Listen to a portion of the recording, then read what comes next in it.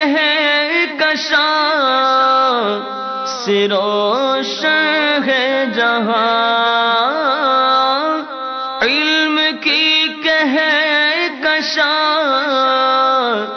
سے روشن ہے جہاں۔ الحمدللہ رب العالمین والصلاة والسلام علی سید الانبیاء والمرسلین، اما بعد فاعوذ باللہ من الشیطان الرجیم، بسم اللہ الرحمن الرحیم، الصلاة والسلام علیک یا رسول اللہ وعلی آلک واصحابک یا حبیب اللہ، الصلاة والسلام علیک یا نبی اللہ وعلی آلک واصحابک یا نور اللہ۔ میٹھے میٹھے اسلامی بھائیوں، مدنی چینل کے ناظرین، سلسلہ علم کی کہکشاں ایک بڑے ہی پیارے موضوع کے ساتھ لیے حاضر ہیں۔ آج کا ہمارا موضوع ہے نوری مخلوق۔ ہمارے اس سلسلے میں مبلغ دعوت اسلامی حضرت علامہ مولانا محمد شفیق اتاری المدنی بھی ہوا کرتے ہیں۔ ہم ان سے شرعی رہنمائی بھی لیا کرتے ہیں، کچھ سوالات بھی کیا کرتے ہیں اور ان کے جوابات سے مستفیض بھی ہوا کرتے ہیں۔ آج آپ بھی ہمارے اس موضوع سے متعلق ہمیں کال کر سکتے ہیں۔ آپ کے ذہنوں میں فرشتوں سے متعلق جو سوالات ہوں وہ سوالات ضرور کیجئے، مگر یاد رکھیے ایسے سوالات کیجئے جس سے لوگوں کو فائدہ ہوتا ہو۔ ایسے سوالات نہ کیجئے کہ جس کا کوئی نہ پیر ہو نہ سر ہو نہ کسی کو فائدہ ہوتا ہو۔ سوال ضرور کیجئے مگر ایسے سوالات کیجئے گا کہ جس سے ہمارے علم میں اضافہ ہوتا ہو۔ آئیے بڑھتے ہیں درود پاک کی فضیلت کی جانب، اور آج میں نے آپ کو جو درود پاک کی فضیلت سنانی ہے اس میں بھی فرشتوں کا تذکرہ ہے۔ وہ کیا ہے؟ وہ ہے آیت درود۔ اللہ تبارک و تعالی قرآن مجید فرقان حمید میں ارشاد فرماتا ہے، ان اللہ وملائکتہ یصلون علی النبی یا ایھا الذین آمنوا صلوا علیہ وسلموا تسلیما۔ اللہم صل علی سیدنا و مولانا محمد معدن الجود والکرم وآلہ وصحبہ وبارک وسلم۔ میرے میٹھے اور پیارے اسلامی بھائیوں، مدنی چینل کے ناظرین، یہ آیہ مبارکہ آپ نے کئی بار سنی ہوگی مگر اس کا ترجمہ کتنا پیارا ہے، آئیے میں آپ کو سناتا ہوں۔ اللہ تبارک و تعالی ارشاد فرماتا ہے، بے شک اللہ اور اس کے فرشتے درود بھیجتے ہیں اس غیب بتانے والے نبی پر، اے ایمان والو تم بھی ان پر درود اور خوب سلام بھیجو۔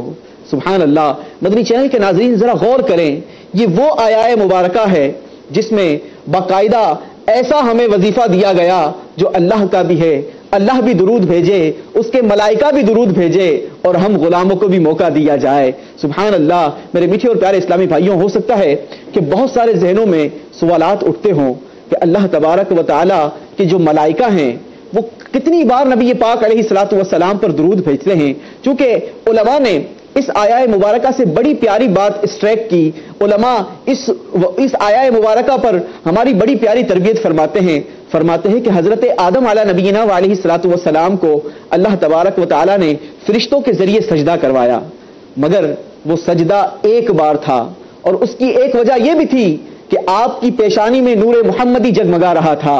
نبی پاک علیہ الصلوۃ والسلام پر جو درود پاک بھیجا جاتا ہے وہ ہم اسی آیہ مبارکہ سے سمجھنے کی کوشش کرتے ہیں۔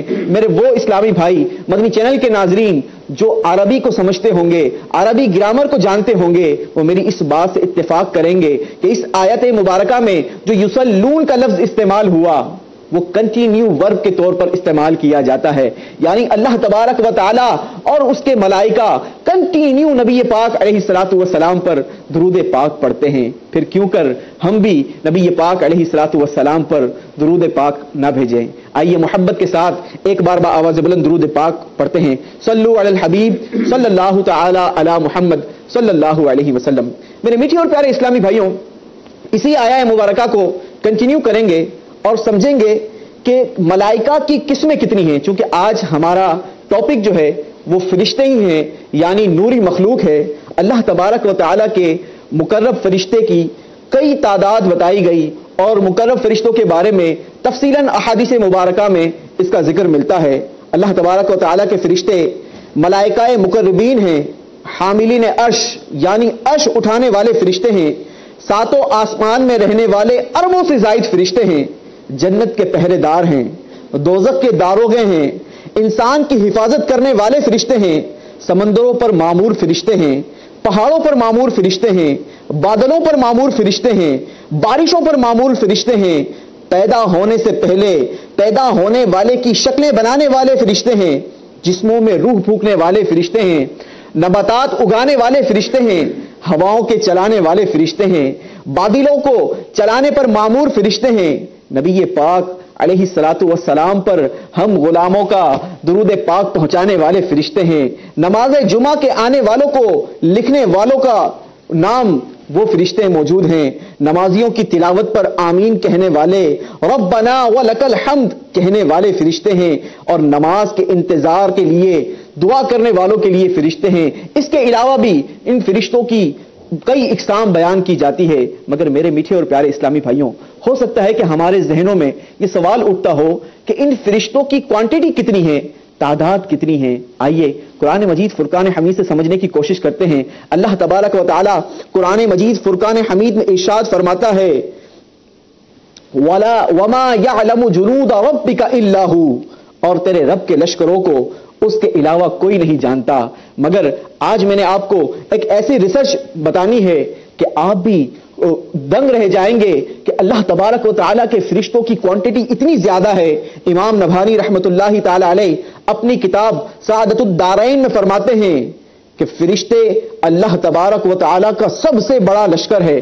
میرے آقا مدینے والے مصطفیٰ صلی اللہ تعالی علیہ وسلم کا فرمان ہے کہ آسمان چرچرایا، اور اس کے چرچرانے کا حق ہے، کیونکہ قدم بھر بھی جگہ ایسی نہیں جہاں کوئی فرشتہ رکوع یا سجود یا قیام میں نہ ہو۔ میرے میٹھے اور پیارے اسلامی بھائیوں، بیان کیا جاتا ہے، ذرا کوانٹٹی پر نظر رکھیے گا، آپ کو ریئلائز ہوگا کہ فرشتوں کی کوانٹٹی کتنی ہے۔ بیان کیا جاتا ہے کہ انسان جنات کا 10واں حصہ ہے۔ ایک کیلکولیشن کے مطابق، ایک ریسرچ کے مطابق 7 ارب کی کوانٹٹی انسانوں کی بتائی جاتی ہے، اور ہو سکتا ہے کہ اس سے زیادہ بڑھ گئی ہو، مگر ہم اگر 7 ارب کو ہی لے لیں تو ذرا اب میرے ساتھ اس کو کیلکولیٹ کیجئے گا، آج آپ کی میتھمیٹکس کا بھی ایگزام ہو جائے گا۔ 7 ارب جناب بتایا جاتا ہے کہ انسان ہیں۔ اب 7 ارب کو اگر 10 سے ملٹیپلائی کریں تو یہ بنتے ہیں 70 ارب۔ 70 ارب جنات ہوئے۔ اب ان انسانوں جن کو ملا کر خشکی کے جانوروں کا یہ ملا کر 10واں حصہ ہیں، یعنی جو خشکی کے جانور ہیں وہ ہوئے 700 ارب۔ 700 ارب خشکی کے جانور ہیں۔ اب یہ جو خشکی کے جانور ہیں ان سب کو ملا کر یہ بحری جانوروں کا 10واں حصہ ہیں، یعنی وہ ہو گئے 7000 ارب۔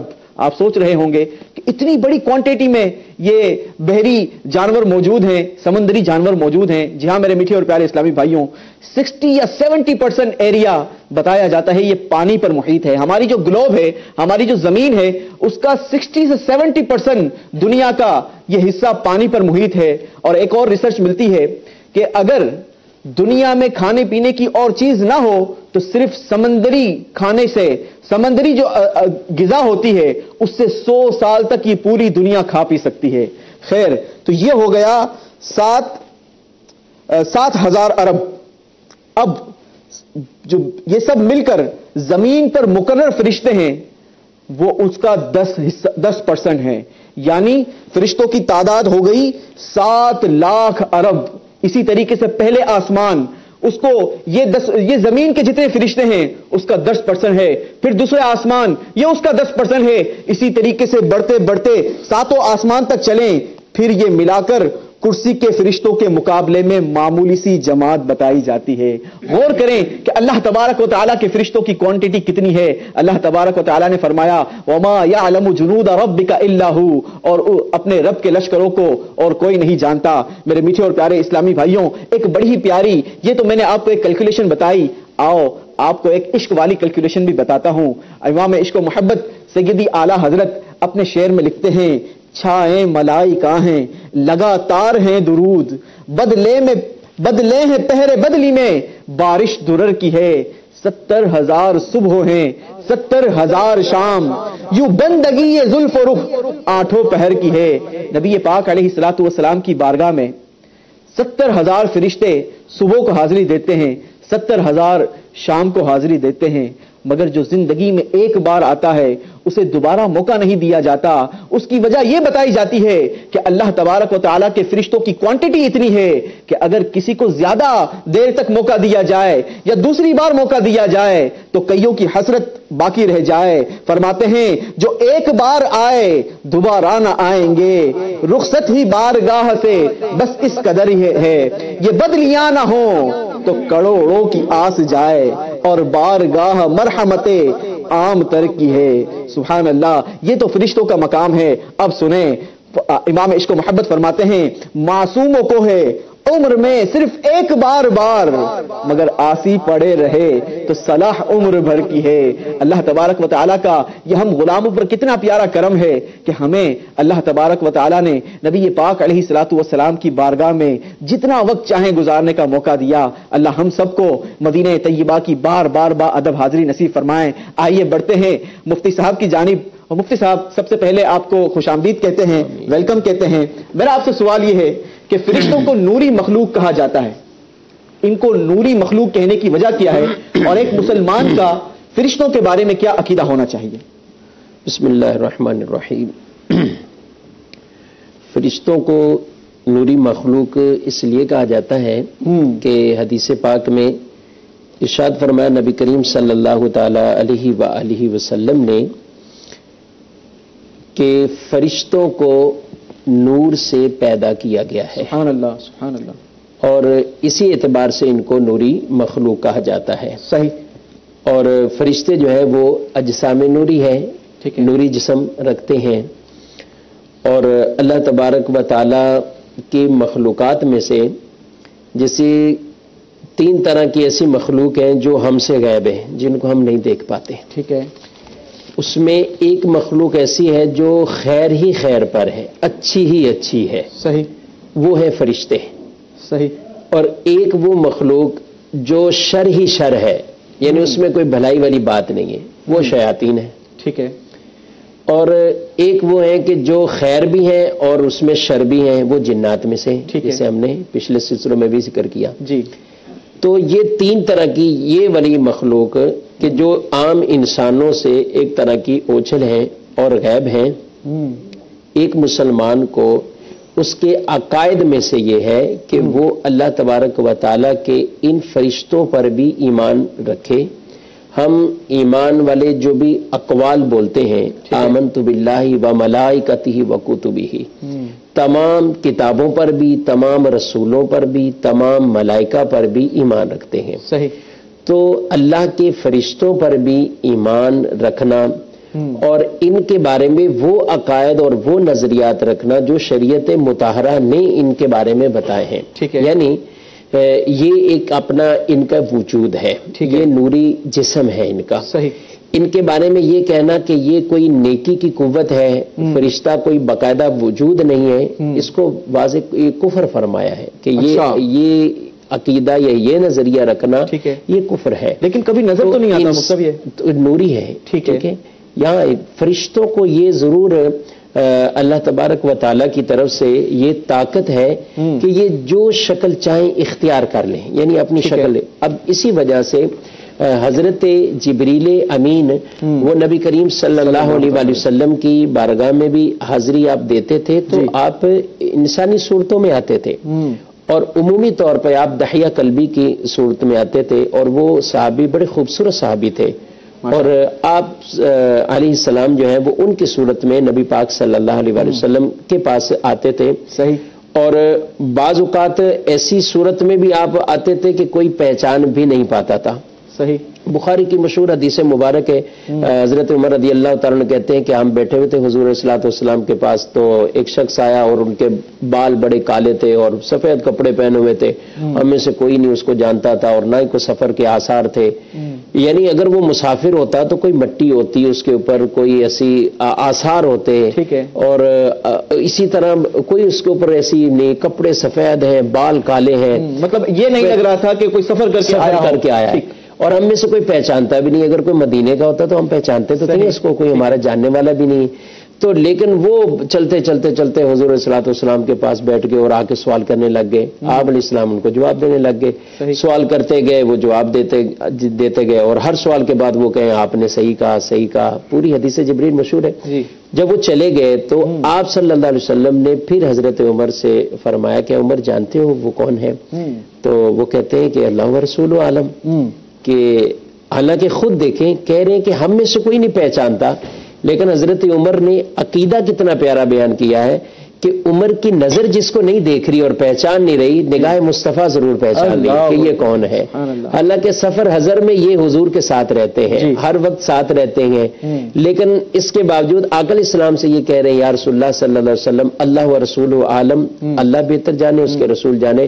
تو حضور علیہ الصلوۃ والسلام نے ارشاد فرمایا کہ یہ اللہ کے فرشتے جبریل تھے جو تمہیں تمہارا دین سکھانے کے لیے آئے تھے. یعنی سوال کرنے کے اور سوال کے ضمن میں جو جواب ملا سب کی تربیت ہو رہی، اس کی تربیت ہو رہی. تو سوال کا جواب حاصل کرنا یہ بھی ایک دین سیکھنے کا ایک اہم ترین ذریعہ ہوتا ہے. تو فرشتوں کا اس طرح کی صورتوں میں آنا، اسی طرح اور بھی کئی ایسی روایات میں کہ فرشتے عام انسانی صورتوں میں کسی کے پاس آئے، کسی کے پہچان، اللہ تبارک و تعالیٰ نے کسی کی آزمائش کے لیے فرشتوں کو بھیج دیا، کسی امیر آدمی کے پاس بھیج دیا، کسی غنی کے پاس بھیج دیا.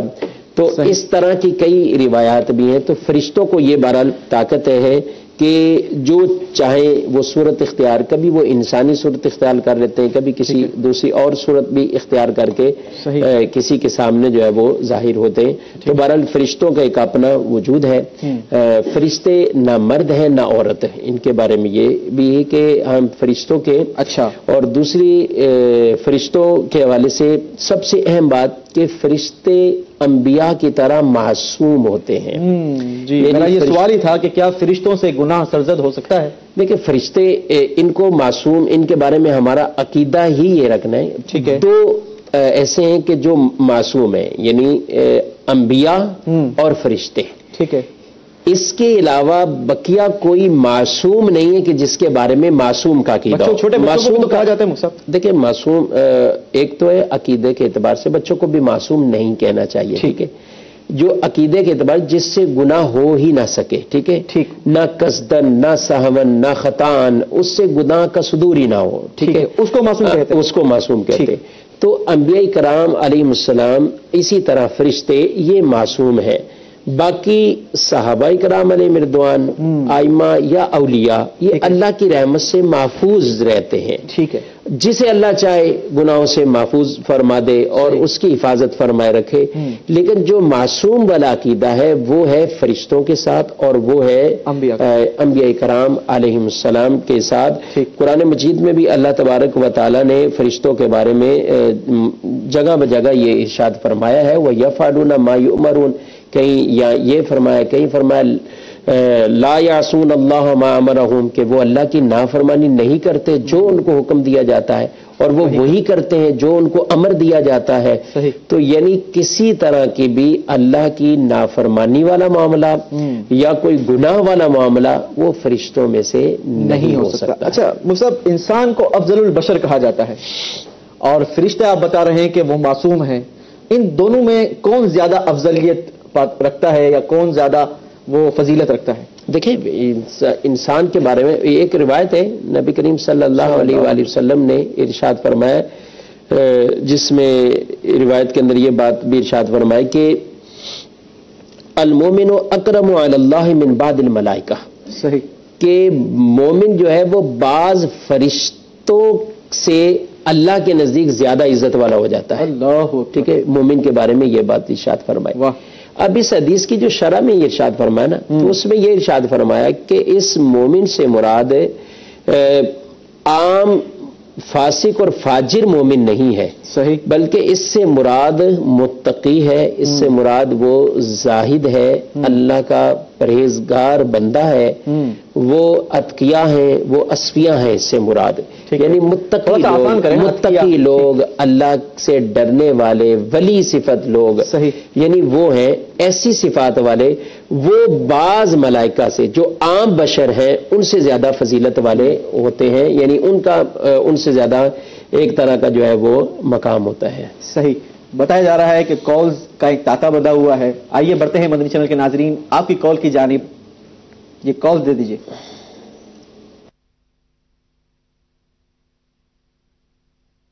جی کال دے دیجیے.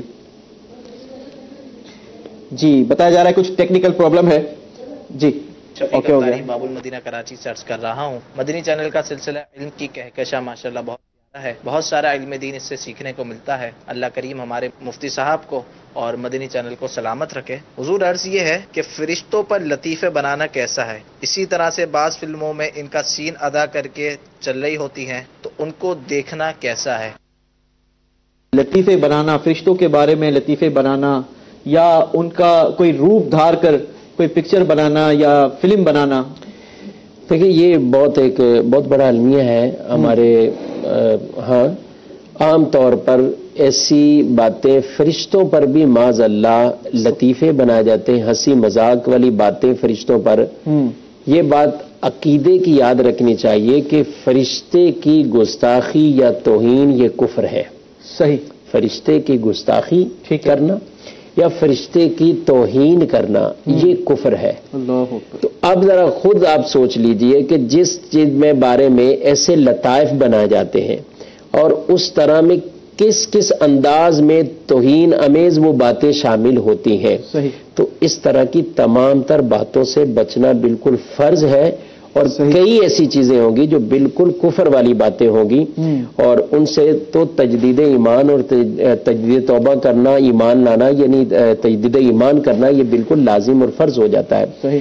تو ایسی تمام چیزوں سے بچنا چاہیے. جہاں تک فلم کا معاملہ تھا تو دیکھیں یہ ایک عام بالکل ایک ہوتا جا رہا ہے. جیسے جی صحابہ کے نام سے فلم بن گئی، کسی جو ہے وہ اللہ کے نبی کے نام سے حضرت یوسف علیہ السلام، حضرت موسیٰ علیہ السلام، اسی طرح اولیاء کے نام سے بنتی، یعنی جس کی بھی سیرت میں کتابوں میں ذکر تذکرے ہوئے اس کے نام سے جو ہے وہ رائٹر لکھتے گئے اور آگے فلموں والے سین جو ہے وہ اس طرح کے کرتے رہے. تو اب ذرا خود غور کریں کہ کسی ایسے فاسق فاجر شخص کو معاذ اللہ کسی صحابی کے نام کا جو ہے وہ کردار ادا کرنے کے لیے اس کو نومینیٹ کر دینا، کسی نبی کے بارے میں یہ کہہ دینا. لیکن اگر نبی کی سیرت سمجھانی ہو، صحابہ کی سیرت سمجھانی ہو، اس دور کا واقعہ سمجھانا ہو کہ مثال کے طور پر اس طریقے سے ہوا تھا تو کیا اس کو فلمائز نہیں کیا جا سکتا؟ بالکل غلط ہے، یہ بالکل ناجائز ہے. ایسا کرنا جائز نہیں ہے اور نہ ہی ایسی فلمیں دیکھنا جائز ہے. اس طرح کا کوئی اگر واقعہ بھی آتا ہے اور اس کو آپ یہ نہ سمجھا کریں کہ یہ ثواب کی نیت ہو گئی اور ہم اس کو آگے شیئر کر رہے ہیں، یہ ایک اچھا واقعہ ہے، یہ آگے پہنچے گا، نہیں، بلکہ آپ خود بھی اس کو نہ دیکھیں اور نہ ہی اس کو آگے کسی اور کو جو ہے وہ شیئر کریں، نہ ہی کسی اور تک آپ پہنچائیں. ٹھیک. اس کا مطلب یہ نہ لیا جائے مدنی چینل کے ناظرین کہ آپ کو صرف یہی فلمیں نہیں دیکھنی جو کسی ولی نبی یا اس قسم سے کسی گیٹ اپ کو اپنا کر بنائی گئی ہوں، بلکہ فلمیں دیکھنا یہ بھی حرام ہے. مفتی صاحب جس طریقے سے آپ نے رہنمائی فرمائی کہ فرشتوں کی توہین یہ کفر ہے، یہ بھی کہا جاتا ہے کہ اس بات کا تو میرے فرشتوں کو بھی علم نہیں ہے. اس قسم کا جملہ کہنا کیسا؟ دیکھیں بعض چیزیں جو واقعی توہین امیز کلمات ہوتے ہیں جی تو ان میں تو وہ کفر والی بات آئے گی.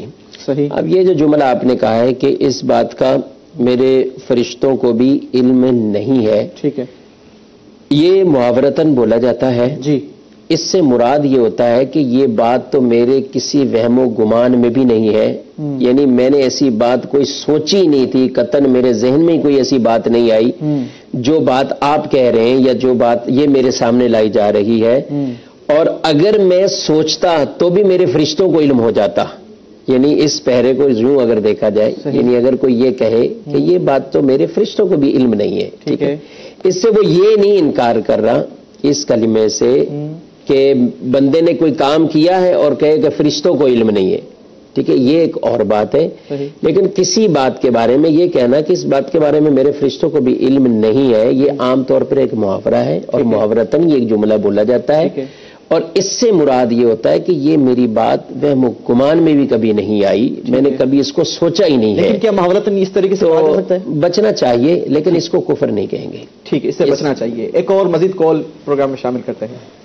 محمد اسحاق اتاری سبی بلوچستان فیضان مدینہ سے آپ کی بارگاہ میں سوال عرض ہے کہ اگر کسی انسان یا کسی آدمی کا کوئی کام کر دیتا ہے تو وہ بنتا ہے آپ میرے لیے فرشتہ بن کر آئے، اس طرح کہنا کیسا؟ جی، کسی انسان نے کوئی کام کیا تو وہ کہتا ہے کہ آپ تو میرے لیے مسیحا بن کر آئے، فرشتہ بن کر آئے. عام طور پہ کوئی اچھا ہی کام، کسی کی مدد ہو جاتی ہے، کوئی بہت اچھی ہیلپ والا معاملہ ہو جاتا ہے تو اس کو اسی طرح تعبیر کیا جاتا ہے، اس میں حرج نہیں ہے. صحیح، اس میں کوئی حرج نہیں ہے. ٹھیک ہے، ایک اور مزید کال شامل کرتے ہیں. میرا نام اعجاز اتاری عرب شریف سے. ماشاءاللہ علم کی کہکشاں بہت اچھا سلسلہ ہے، علم کے موتی بکھیرتا ہے. تو میں بھی یہ موتی چننے کے لیے ایک سوال پیش کر رہا ہوں کہ کیا فرشتے بھی سوتے ہیں؟ جی مفتی صاحب، فرشتے بھی سوتے ہیں؟ کیا کھاتے ہیں، کیا پیتے ہیں، کیسے سوتے ہیں، کیسے چلتے ہیں، یہ بھی بتا دیں آج مدنی چینل کے ناظرین کو. فرشتوں کے بارے میں یہی پڑھا ہے کتابوں میں کہ فرشتے سوتے نہیں ہیں. ٹھیک ہے، فرشتے سوتے نہیں ہیں. ٹھیک ہے. اور آپ نے شروع میں کہا تھا کہ کالز ایسے سوالات نہ کیے جائیں. ایک بار ایک بزرگ کے پاس ایک شخص آیا اور اس نے سوال کیا کہ موسیٰ علیہ الصلوۃ والسلام کی نانی کا نام کیا ہے؟ آپ نے جواب دیا کہ وضو کے 4 فرض ہیں. پھر پوچھا کہ موسیٰ علیہ الصلوۃ والسلام کی حضور نانی کا نام کیا ہے؟ آپ نے فرمایا کہ وضو کے 4 فرض ہیں. پھر سوال کیا گیا، حضور میں موسیٰ علیہ الصلوۃ والسلام کی نانی کے بارے میں پوچھ رہا ہوں. تو آپ نے جواب دیا کہ وضو کے 4 فرض ہیں. تو وہ سٹپٹا گیا کہ یہ کیا معاملہ ہے. پھر ان بزرگ نے اس سوال پوچھنے والے کی تربیت فرمائی کہ بیٹا، قبر میں یہ نماز کا سوال کیا جائے گا اور نماز کے لیے وضو ضروری ہے، لہذا وہ سوالات کریں جس سے لوگوں کو بھی فائدہ ہو اور آپ کو بھی فائدہ ہو. تو ایسے سوالات سے اجتناب کرنا چاہیے. ایک مزید کال شامل. ویسے آپ کو بھی بتانا چاہیے موسیٰ علیہ السلام کی نانی کا کیا نام ہے، کیونکہ یہ ابھی کال آئے گی اس طرح کی. میرا نام محمد ریحان ریاض ہے. ہم اپنا مدنی چینل کے جو پروگرام ہے علم کی کہکشاں، اس کو بہت پسند کرتے ہیں اور کیونکہ یہ بہت ہی انفارمیٹیو اور معلوماتی پروگرام ہے جس سے ہمارے اسلامی اور مدنی ماحول میں بہت اضافہ ہو رہا ہے. میرا آج کا سوال یہ ہے، ہم لوگوں کو یہ کافی لوگ کہتے ہیں کہ بچوں کی حفاظت جو ہے فرشتے یعنی کہ نورانی مخلوق کر رہے ہوتے ہیں. تو اس کانسیپٹ کو ذرا سا حضرت اس میں تفصیلی بیان فرمائیے اور ہمیں بتائیے کہ جس کی وجہ سے ہم والدین کو بہت ہی کانفیڈنس ہوتا ہے کہ ہمارے بچوں کی حفاظت جو ہے وہ فرشتے کر رہے ہوتے ہیں. جی مفتی صاحب، فرشتے بچوں کی حفاظت کیا کرتے ہیں. رات کو یہ عمل کر لیا جائے، سورہ اخلاص پڑھ لی جائے، آیت الکرسی پڑھ لی جائے، ساری رات فرشتے حفاظت کرتے رہتے ہیں. جی ہاں ماشاءاللہ، جی اس طرح کے وظائف بھی ہیں. جی باقی دیکھیں فرشتے قرآن مجید میں اللہ تبارک و تعالی نے بھی ارشاد فرمایا ہے، لہو معقبات من بین یدیہ ومن خلفہ یحفظونہ من امر اللہ. قرآن پاک میں باقاعدہ فرشتوں کی حفاظت سے متعلق کہ آدمی کے لیے بدلی والے فرشتے ہیں اس کے آگے اور پیچھے جو اللہ کے حکم سے اس کی حفاظت کرتے ہیں. صحیح. تو یہ صرف بچوں کا ہی نہیں ہے بلکہ انسان کے بارے میں. ایک حدیث پاک پڑھی، نبی پاک صلی اللہ علیہ وسلم سے پوچھا گیا کہ انسان کے ساتھ کیا فرشتے ہوتے ہیں؟ تو آپ صلی اللہ علیہ وآلہ وسلم نے جو تفصیل اس کی ارشاد فرمائی اس میں یہ بات واضح طور پر ارشاد فرمایا کہ انسان کے ساتھ 10 فرشتے ہوتے ہیں.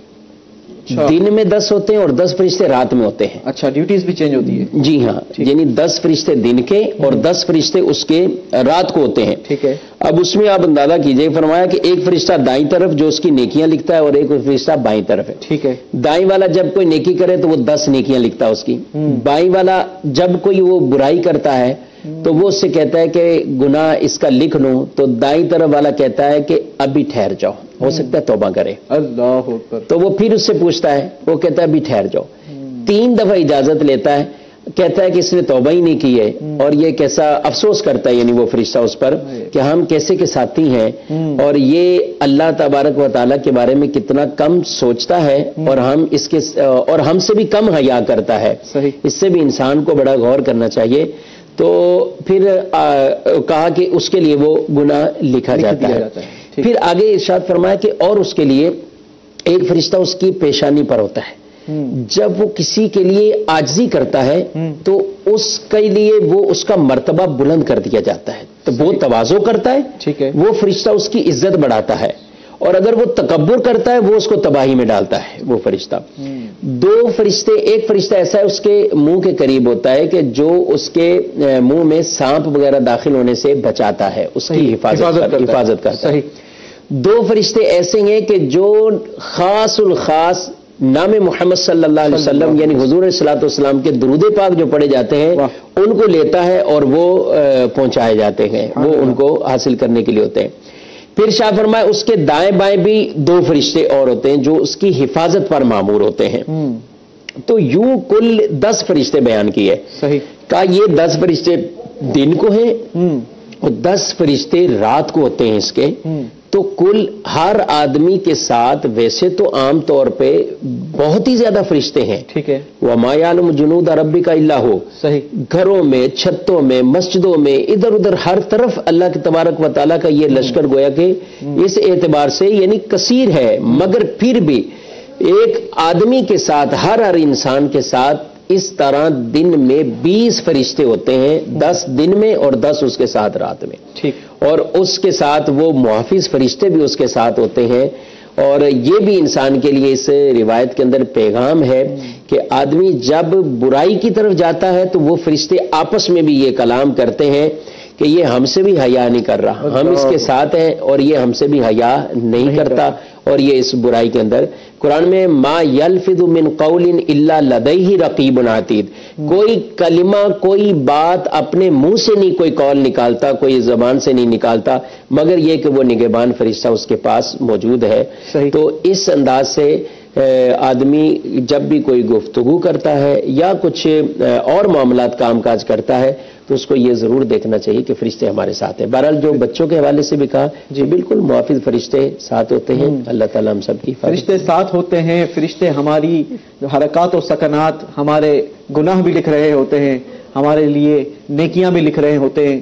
نیکیاں کیجئے. اور جو مفتی صاحب نے ہماری رہنمائی فرمائی کہ جب گناہ سرزد ہو جاتا ہے تو توبہ کا انتظار کیا جاتا ہے. یہ کتنا پیارا اللہ تبارک و تعالیٰ کا سسٹم ہے کہ گناہ ہونے کے باوجود توبہ کا انتظار.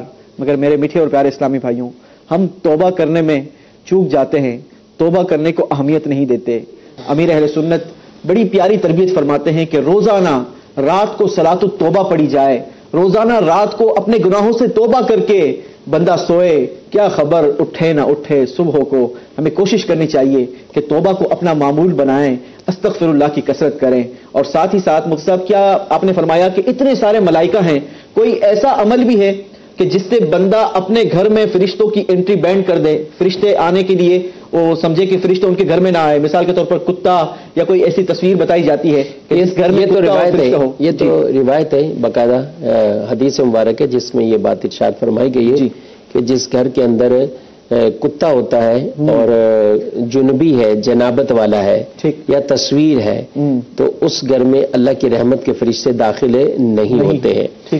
اور کتے سے مراد یہاں پہ یہ ہے کہ جو شوقیہ طور پر عام طور پر شوق ہوتا ہے ان کو پالنے کے لیے. اور روایت میں یہ بیان کیا گیا کہ جو شخص یہ شوقیہ اس طرح کے کتے پالتے ہیں، بہت سے ایسے آج کل مسلمان بھی ہیں کہ جن کے اندر یہ کلچر داخل ہوتا جا رہا ہے اور وہ ان چیزوں کو اپنے اندر بڑا ایک شوق رکھ کر جو ہے وہ اپنے گھر والوں سے، بھائی بہنوں سے زیادہ جو ہے وہ ان کتوں سے دل لگائے ہوئے ہیں اور شاید اپنے گھر والوں کو اتنا ٹائم نہ دیتے ہوں جتنا ٹائم ادھر ان کے اوپر جو ہے وہ صرف کرتے ہوں. بلکہ آج کل تو مفتی صاحب ایسا دیکھا گیا ہے کہ اپنے بچوں کو کم کھلاتے ہیں، کتوں کے لیے بڑے بڑے اور مہنگے مہنگے کھانے لائے جاتے ہیں، ان کی باقاعدہ ان کی حفاظت کی جاتی ہے، ان کو ہاسپٹلائز کیا جاتا ہے، ان کے چیک اپ کروائے جاتے ہیں اور بڑی جسے کہا جائے کہ کوسٹلی کتے اپنے گھروں میں رکھے جاتے ہیں. تو کیا کوئی ایسا طریقہ ہے کہ اپنے گھر میں کتا رکھا جائے حفاظت کی اگر نیت سے ہو تو؟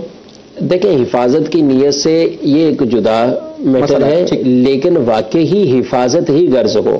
پورا محلہ پورا علاقہ بغیر کتوں کے ان کی حفاظت ہو رہی ہے اور یہ کہ میری اس سے حفاظت کا معاملہ ہے. اصل میں شوقیہ جو کتے رکھتے ہیں وہ واضح پتا ہوتا ہے کہ یہ شوقیہ ہے، حفاظت والا کتا ہی نہیں ہے. ٹھیک ہے.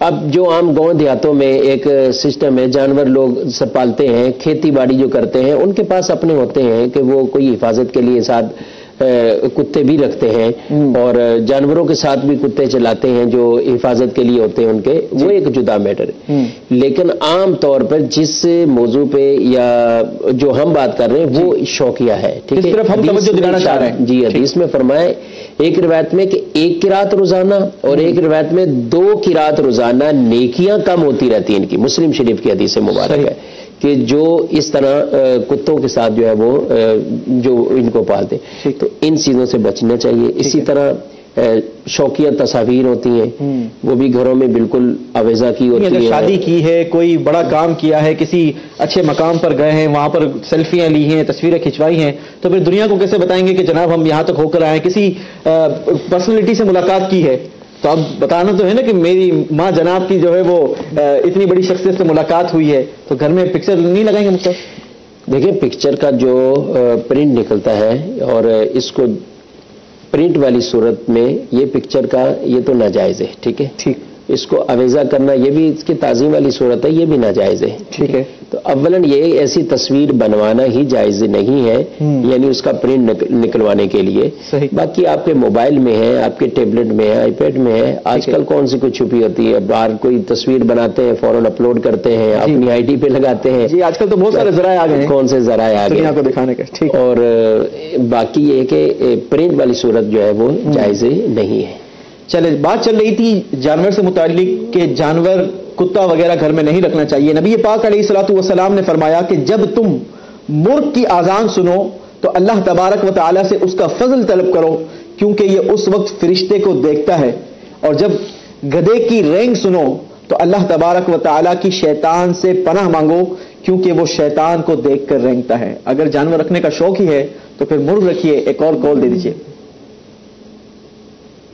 عرب شریف سے عرض کرو.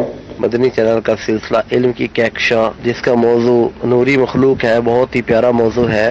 مبلغ دعوت اسلامی سے سوال ہے کہ کیا جس گھر میں سرکار علیہ الصلوۃ والسلام کے موئے مبارک یا کوئی تبرک موجود ہو تو کیا فرشتے وہاں زیارت کے لیے آتے ہیں؟ جی، جس گھر میں پیارے آقا علیہ الصلوۃ والسلام کے موئے مبارک موجود ہوں تو کیا فرشتے اب اس گھر کی زیارت کو آئیں گے؟ ایسا کہیں نہیں پڑا کہ باقاعدہ جو ہے وہ. ٹھیک. جی ہاں، ٹھیک ہے. اچھا مصطفیٰ، یہ بتائیں کہ کیا فرشتوں کو بھی موت آتی ہے؟ اور اگر آتی ہے اور جب سور پھونکا جائے گا بالخصوص، تو کیا فرشتوں کو بھی وہ پڑھ دیں پوری بات؟ ٹھیک ہے، آپ کے پاس ہوگی. اچھا یہ بتائیں کہ کیا شفاعت نبی پاک علیہ الصلوۃ والسلام کی شفاعت یہ فرشتوں کو ملے گی؟ اس بارے میں بیان کیا گیا. جی ہاں، ان کو فرشتوں کو بھی ملے گا. نبی پاک علیہ الصلوۃ والسلام کی شفاعت کیسی شفاعت ہوگی میرے میٹھے اور پیارے اسلامی بھائیوں؟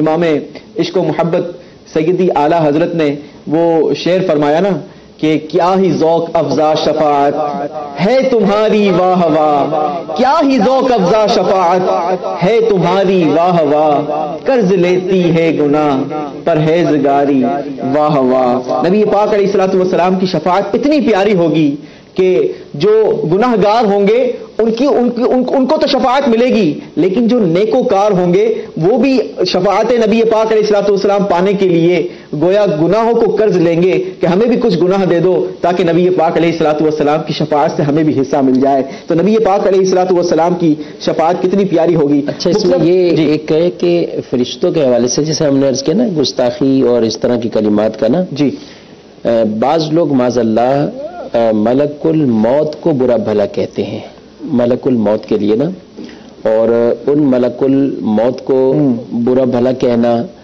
اور اس طرح کی گستاخی والے کلمات کہنا، اور اسی طرح بعض جو ہے وہ اپنے کسی دشمن کو دیکھ کر اور کسی ایسے شخص کو دیکھ کر جس سے غصہ آتا ہے یا جس سے ویسی دشمنی ہے اس کو بھی دیکھ کر اس نام سے تعبیر کرتے ہیں. صحیح. تو اس سے بھی بالکل سختی سے ممانعت ہے اور یہ بھی وہی توہین اور گستاخی والے معاملات ہیں. تو ملک الموت علیہ السلام وہ اللہ کی طرف سے مامور ہے، وہ ان کی ڈیوٹی ہے، ان کی ذمہ داری ہے. جیسا کہ یہ بیان کیا کہ فرشتوں کی اپنی ڈیوٹیاں ہیں، فرشتوں کی اپنی ذمہ داریاں ہیں. صحیح. اور وہ کوئی بھی اللہ کی نافرمانی والا کام نہیں کریں گے. صحیح. اور جو اللہ نے حکم دیا ہے وہی کام انہوں نے کرنا ہے.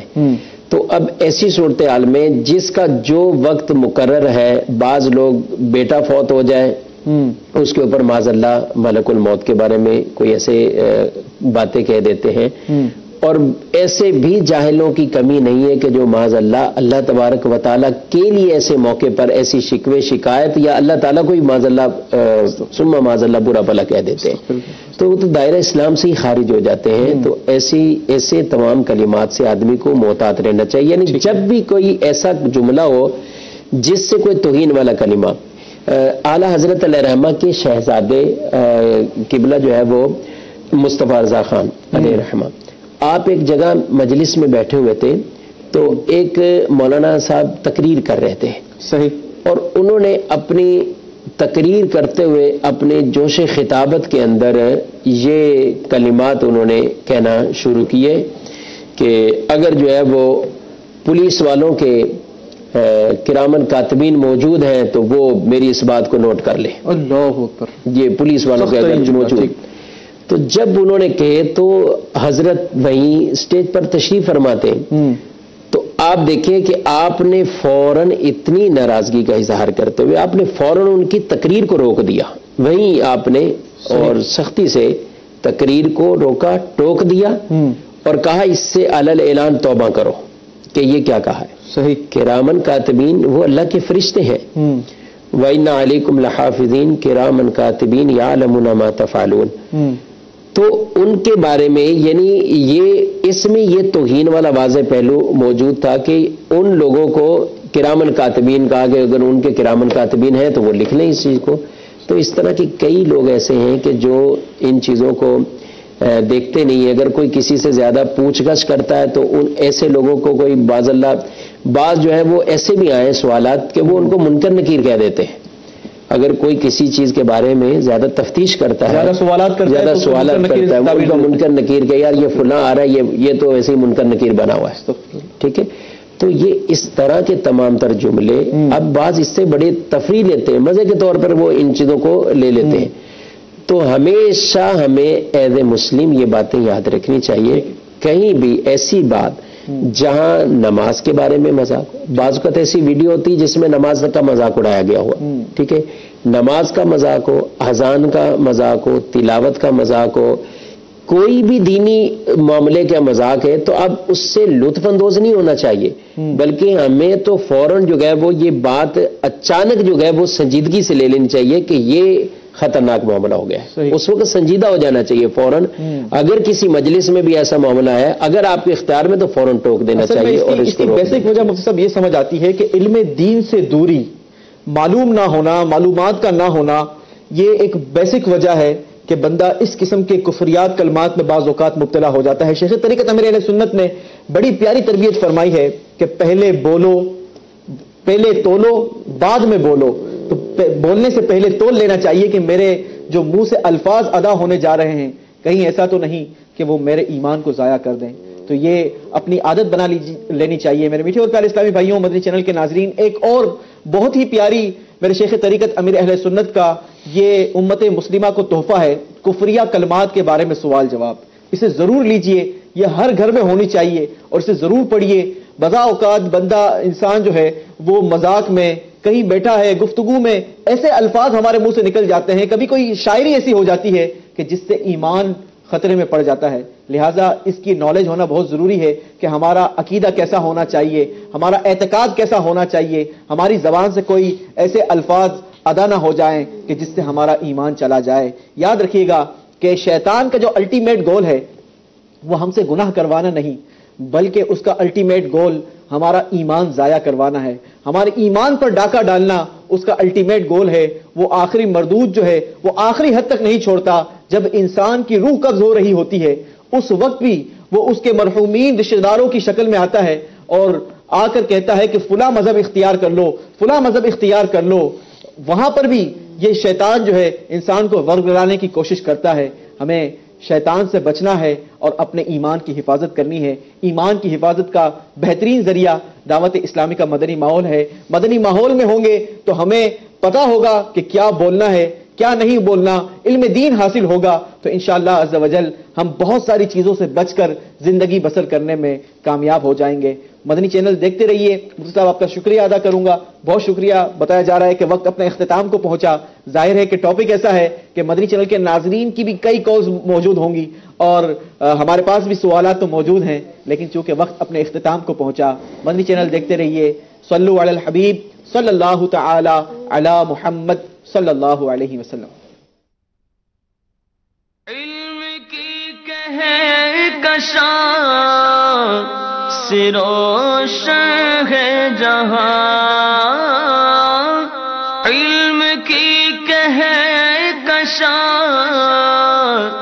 سے روشن ہے جہاں. دعوت اسلامی کے شعبے مدرسۃ المدینہ آن لائن کے ذریعے تعلیم حاصل کرنے والے طلباء و طالبات, ان کے سرپرستوں کی علمی و عملی مدنی تربیت کے لیے رکن شورا حاجی عبدالحبیب اتاری انشاء اللہ عز و جل 11 فروری 2018 سینی عیسوی بروز اتوار رات 10:30 بجے مدنی چینل پر براہ راست سنت و برا بیان فرمائیں گے. اسے اتارنے والا رب العالمین ہے تو لانے والا روح الامین ہے, اور جن پر نازل ہوئی وہ رحمت للعالمین ہیں.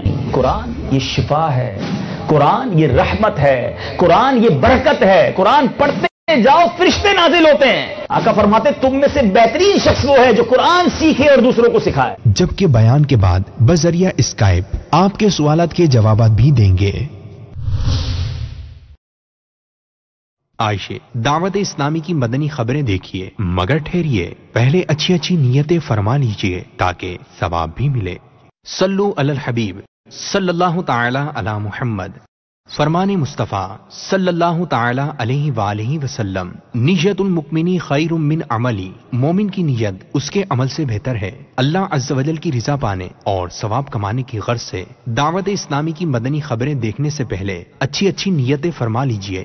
دین کا کام کرنے والی مدنی تحریک دعوت اسلامی کے بارے میں معلومات حاصل کروں گا. اس کے ذریعے مزید مدنی ماحول میں خود کو مضبوط کرنے کی کوشش کروں گا. جو علم دین کے مدنی پھول ملیں گے ان پر عمل کرنے کی کوشش کروں گا. عبرت والی خبروں کے ذریعے اپنی آخرت کو یاد کروں گا. جہاں جہاں صلو علی الحبیب سنوں گا درود شریف پڑھوں گا. تیرا شکر مولا دیا مدینہ نہ چھوٹے کبھی بھی خدا مدینہ قیامت تلک یا الہی سلامت قیامت تلک یا الہی سلامت رہے تیرے عطار کا مدنی ماحول. یا اللہ عطا و دعوت اسلامی کو قبول. الحمدللہ رب العالمین والصلاة والسلام علی سید الانبیاء والمرسلین. اما بعد فاعوذ باللہ من الشیطان الرجیم. بسم اللہ الرحمن